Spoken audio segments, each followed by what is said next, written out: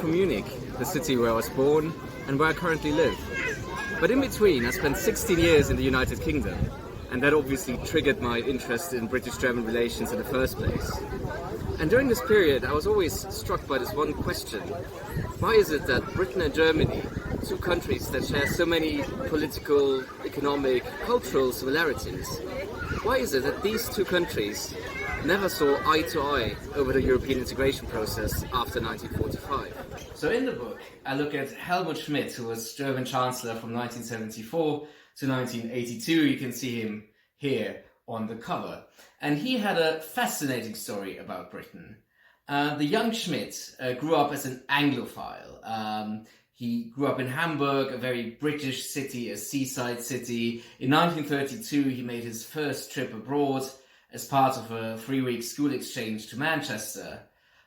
He then rose to political maturity in the immediate post-war years under the British occupation of Hamburg, where Britain occupied almost self-evidently a central role in Schmidt's conceptions of Europe. Indeed, so strong was Schmidt's attachment to Britain that in 1957, as a young German parliamentarian, he abstained from voting on the Treaties of Rome in the German parliament because he thought that the European communities would not make sense without British participation.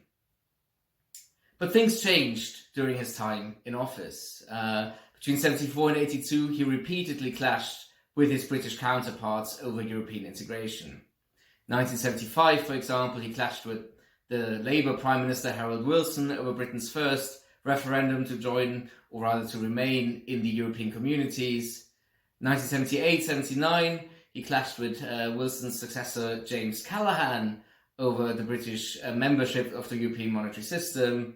And of course, in 1979, 1980, he clashed heavily with Margaret Thatcher over Britain's contributions to the European Community budget, the British budgetary question, as it was called, or the barbecue, BBQ. So in the book, I trace British-German relations through the prism of Schmidt. But rather than simply retelling Schmidt's story, I seek to deconstruct it and also to question it. Because at the same time that Schmidt clashed with all his British counterparts over narrow issues within the European communities, he also cooperated closely with them in other areas, particularly in fostering a joint European position within the transatlantic alliance. And ironically, that cooperation is deepest under Margaret Thatcher at the time of the so-called Second Cold War, or the reheating of the Cold War in the early 1980s.